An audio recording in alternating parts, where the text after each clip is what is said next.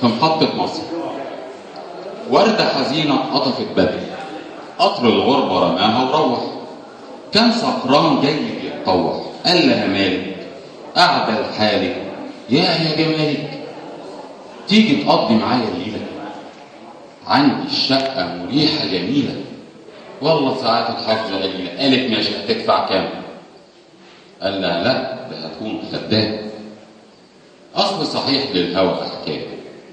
يلا تعالي معايا أوام، عندي الشقة وعندي المرزة وعندي الويسكي وعندي البيرة، عندي القعدة حقيقي خطيرة. انت الليلة هتبقي أميرة. قلت هتدفع كام؟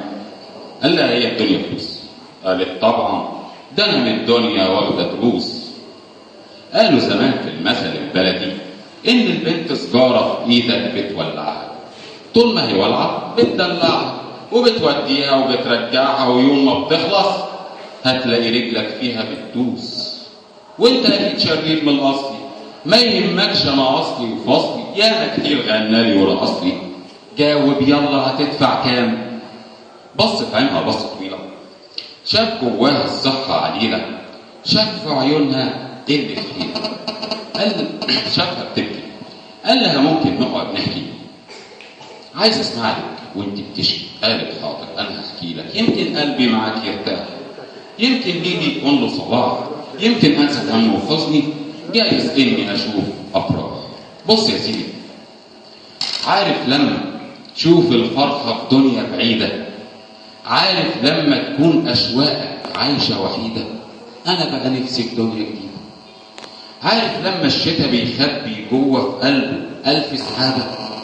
لما خريف العمر يجي بكل كآبة؟ لما تحس العالم غابة؟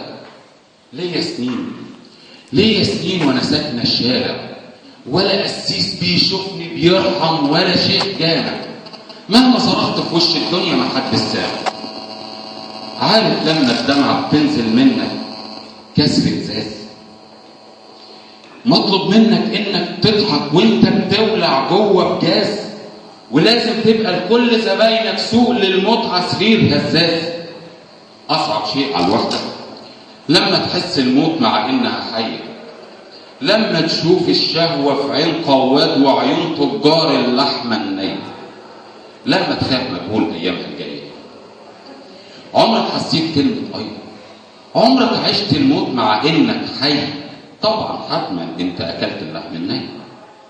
طب جربت في مره الجوع؟